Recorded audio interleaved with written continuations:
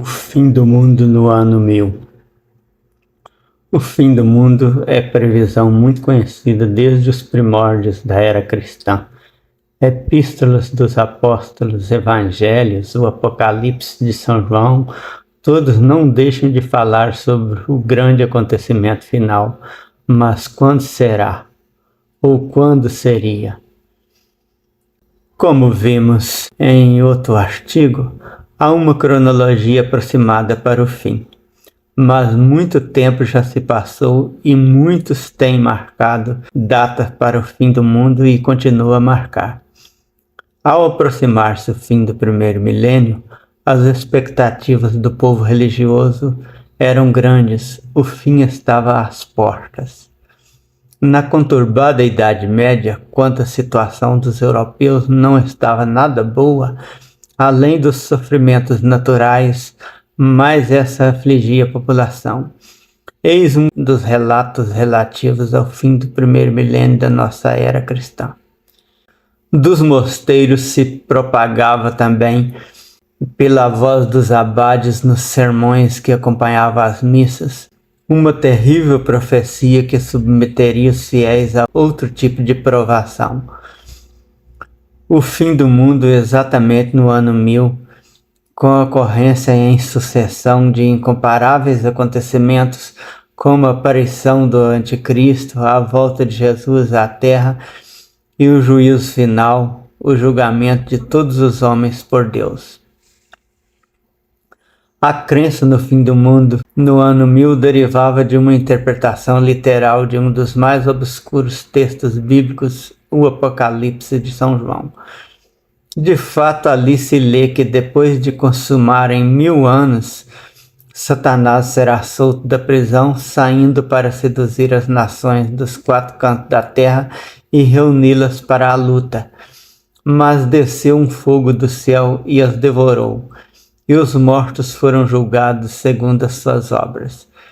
Vi então um novo céu e uma nova terra, pois o primeiro céu e a primeira terra desapareceram, e o mar já não existe.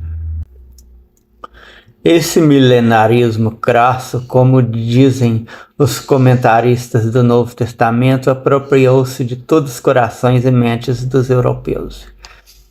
Quanto mais se espalhava a profecia, mais próximo se estava da data fatal, mais apareciam indícios infalíveis do fim dos tempos.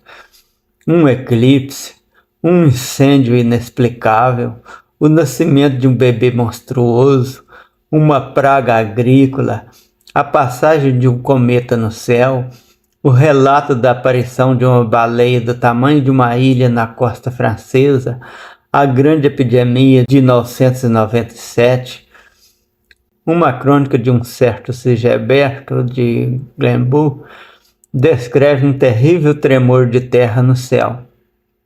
Tremor de terra no céu. Muita gente doou todas as suas posses, muitos também se infligiram cruéis castigos a título de penitência. Os historiadores interpretam o terror milenar que se apossou dos europeus como uma expressão do caos político que se seguiu à desagregação do Sacro Império, desenhada com tinta fornecida pelas Escrituras. Em 954, um pequeno tratado do Anticristo, de autoria de Addison, abade de Montdidier, França, previa o fim do mundo depois de todos os reinos estarem separados do Império Romano, ao qual haviam estado anteriormente submetidos. Revista super interessante, setembro de 1990, página 60. A interpretação do milênio do Apocalipse estava totalmente destituída de fundamento. Os 1000 anos aí mencionados deveriam iniciar-se após uma série de acontecimentos futuros, inclusive a primeira grande ressurreição, Apocalipse 20, versículos 7 a 9. Não seria inteligente achar que o milênio estivesse terminando quando seus primeiros acontecimentos estivessem ainda por ocorrer. O abade de Montdidier, todavia, parecia estar coberto de razão com suporte no sonho de Nabucodonosor, Daniel, capítulo 2. O desenrolar da história, segundo alguns intérpretes, é o Império Romano como quarto reino, representado pelas pernas e pés da estátua, Daniel 2:33. Babilônia era cabeça de ouro, versículo 38. Depois vinham o peito e os braços de prata, uma figura do reino Medo-Persa, e o ventre e as coxas de bronze, versículos 32 a 39, como símbolo da Grécia de Alexandre Magno. Roma, o quarto reino, já havia se dividido, versículos 40 a 43, a partir do século V. Os vários intérpretes enumeram como representantes dos dedos dos pés da estátua os reinos bárbaros em que se dissolveu o Império Romano, que, segundo Afonso Balbach, são os germanos, os francos, os burgundos, os suevos, os anglo-saxões, os visigodos, os lombardos, os érulos, os vândalos e os ostrogodos. Os grandes fatos e problemas do mundo, página 239. Embora tenha existido mais outros que ele não levou em conta.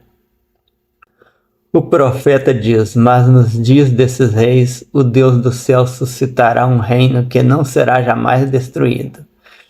Este reino não passará a outro povo, esmiuçará e consumirá todos esses reinos, mas ele mesmo subsistirá para sempre, como visto que do monte foi cortada uma pedra sem auxílio de mãos, e ela esmiuçou o ferro, o bronze, o barro, a prata e o ouro.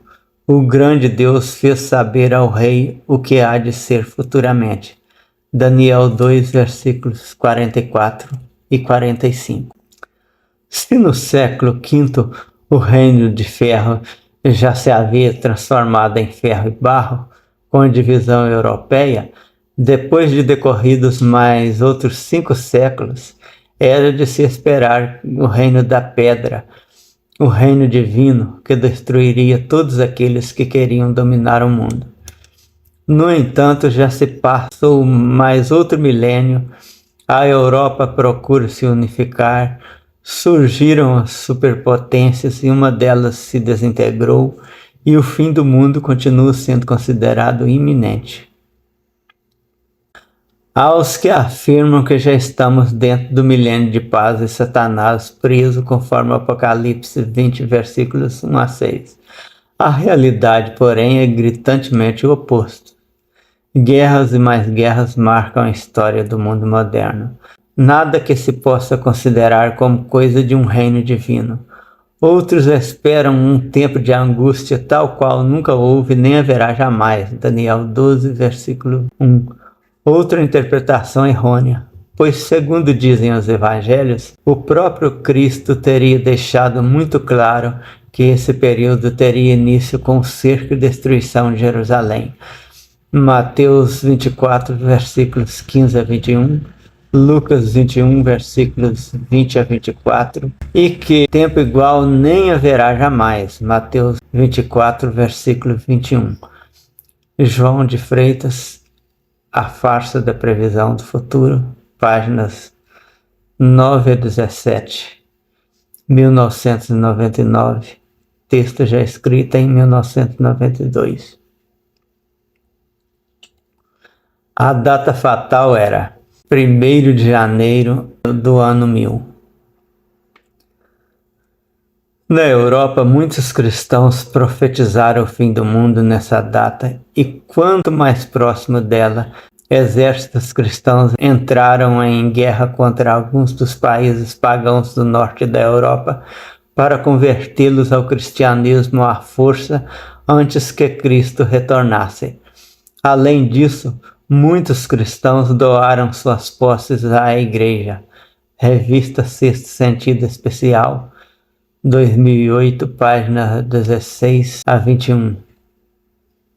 E no fim, até alguns ricos ficaram pobres na expectativa de ir para o céu, e não veio o fim do mundo, como sempre acontece com todas as datas quando marcam esse tão esperado evento.